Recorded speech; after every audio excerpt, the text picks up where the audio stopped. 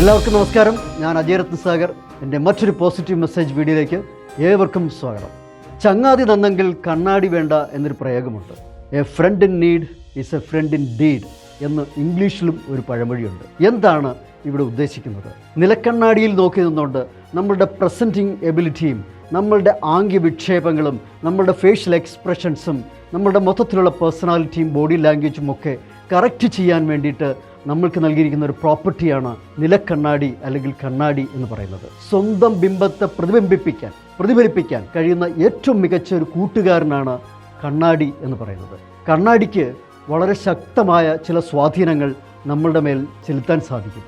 ആ സ്വാധീനങ്ങൾ എന്താണ് എന്നുള്ളതാണ് ഈ വീഡിയോയിലൂടെ നമ്മൾ സംസാരിക്കുന്നത്. അതായത് നമ്മളുടെ തയ്യാറെടുപ്പുകളും അഭ്യാസങ്ങളുമൊക്കെ ഒരു നിലക്കണ്ണാടിയുടെ മുന്നിലാണെങ്കിൽ നമ്മൾക്ക് ഒരുപാട് പോളിഷുകൾ അവിടുന്ന് നേടിയെടുക്കാൻ സാധിക്കും. നിങ്ങളുടെ പഠന രീതി കണ്ണാടിയുടെ മുന്നിലേക്ക് മാറ്റി സ്ഥാപിക്കുക. ഈ ഇരുന്നു കൊണ്ടുള്ള പഠനം, അതായത് ടേബിൾ ആൻഡ് ചെയർ മെത്തഡോളജി എന്ന് പറയുന്ന ആ ഒരു പഠന സമ്പ്രദായം എന്നേക്കുമായി അവസാനിപ്പിക്കുക. നിങ്ങളുടെ പോളിഷിംഗ് എന്ന് പറയുന്നത് നിങ്ങളുടെ പെർഫെക്ഷനിലേക്ക് കൊണ്ടുപോകണമെങ്കിൽ മിറർ ഒരുപാട് പവറുകൾ നിങ്ങൾക്ക് നൽകാൻ സഹായിക്കും. ആ ഒരു സൗകര്യം നിങ്ങളുടെ മുന്നിൽ ഉണ്ടായിരുന്നിട്ട് പോലും അത് കാണാതെ പോകുന്നത് നിങ്ങളുടെ മാത്രം തെറ്റുകൊണ്ടാണ്.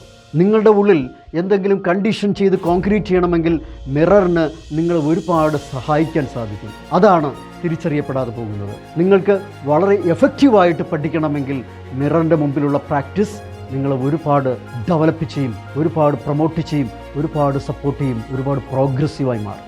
നമ്മൾ എന്തെങ്കിലും ഒരു വിഷയം പഠിക്കുകയല്ല ചെയ്യേണ്ടത്, അഭ്യസിക്കുകയാണ് വേണ്ടതെന്ന് ഞാൻ നേരത്തെ പറഞ്ഞിട്ടുണ്ട് പല വീഡിയോകളിലും. അതിലൊരു വീഡിയോ ആണ് കുട്ടികളെ നിങ്ങൾ പഠിക്കരുത് എന്ന വീഡിയോ. ആ വീഡിയോയിൽ വ്യക്തമായി ഞാൻ പറയുന്നുണ്ട്, ഒരിക്കലും പഠിക്കാതെ പരിശീലിക്കുകയും അഭ്യസിക്കുകയും ചെയ്യുക എന്നുള്ളത്. നമ്മൾ എന്തെങ്കിലും ഒരു കാര്യം പഠിച്ചുറപ്പിക്കണമെങ്കിൽ ആദ്യം അതിനെ പരിചയപ്പെട്ടതിന് ശേഷം പരിശീലിച്ചുറപ്പിക്കുകയാണ് ചെയ്യേണ്ടത്. ഈ പരിശീലനമാണ് കണ്ണാടിയുടെ മുന്നിൽ ആകണം എന്നാഗ്രഹിക്കുന്നത്. അങ്ങനെ ആഗ്രഹിക്കുമ്പോൾ നിങ്ങൾക്ക് ലഭിക്കുന്നത് ഏറ്റവും മികച്ച കൺഫർമേഷനാണ്. ഈ കൺഫർമേഷനോടെ ചേരുമ്പോൾ അതിശക്തമായി തന്നെ നിങ്ങളുടെ മനസ്സിലേക്ക് അത് കണ്ടീഷൻ ചെയ്യപ്പെടും, കോൺക്രീറ്റ് ചെയ്യപ്പെടും. സബ് കോൺഷ്യസിലേക്ക് കോൺഷ്യസ് മൈൻഡ് വഴി നിങ്ങൾ നേടാൻ ആഗ്രഹിക്കുന്ന അറിവിനെ കൺവേ ചെയ്യപ്പെടും. ഇത് വളരെ ഈസി മെത്തേഡാണ്. ഇത് മികച്ചൊരു ടെക്നിക്കുമാണ്. ടെക്നിക്ക് എന്ന് പറഞ്ഞാൽ സൂത്രം അല്ലെങ്കിൽ തന്ത്രം എന്നാണ്. ഒരു സൂത്രവും അറിയാതെ, ഒരു തന്ത്രവും പ്രയോഗിക്കാതെ മനസ്സിനെ ഒരു കാര്യവും വേഗത്തിൽ പഠിപ്പിച്ചെടുക്കാൻ കഴിയില്ല.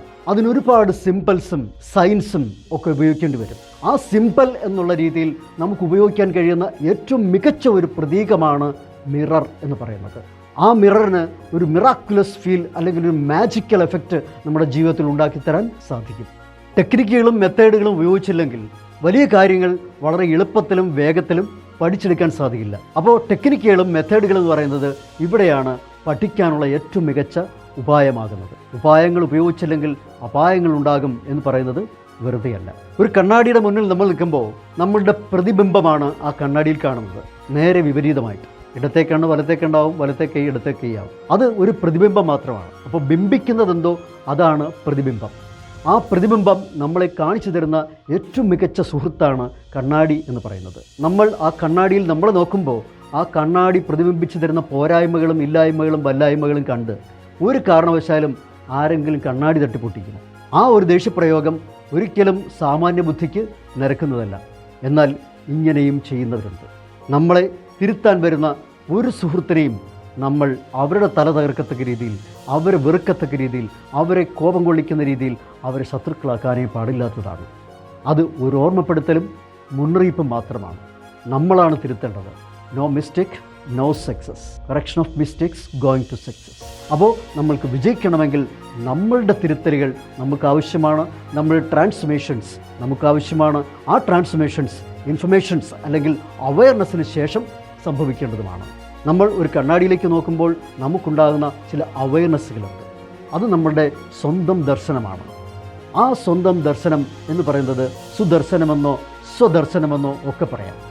സ്വദർശനം എന്ന് പറഞ്ഞാൽ സ്വന്തം ദർശനം. സുദർശനം എന്ന് പറഞ്ഞാൽ നല്ലത് കാണുക, നല്ലതിനെ ദർശിക്കുക.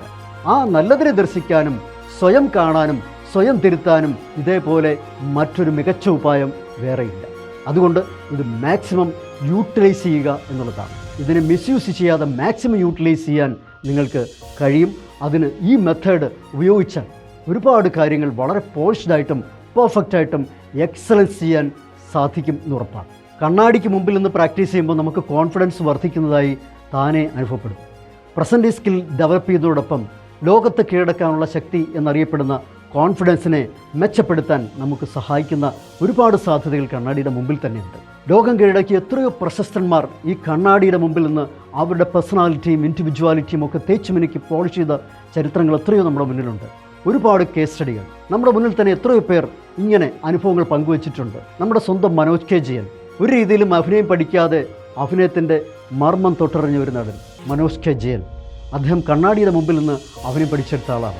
നമ്മുടെ സ്വന്തം ഷാരൂഖ് ഖാൻ, അദ്ദേഹവും കണ്ണാടിയുടെ മുമ്പിൽ നിന്ന് സ്വയം പോളിഷ് എടുത്ത് ലോകം കീഴടക്കിയ കിങ് ഖാൻ എന്നറിയപ്പെട്ട ആ മഹാനടൻ. അങ്ങനെ എത്രയോ പേർ അവരൊക്കെ അവരുടെ വ്യക്തിത്വത്തിനെ മാറ്റുരച്ചുകൊണ്ട് ഇത്രയും മികച്ച നിലയിലേക്ക് കഴിവുകളെ വികസിപ്പിച്ചെടുത്തത് കണ്ണാടിയുടെ സഹായത്തോടുകൂടി മാത്രമാണ്.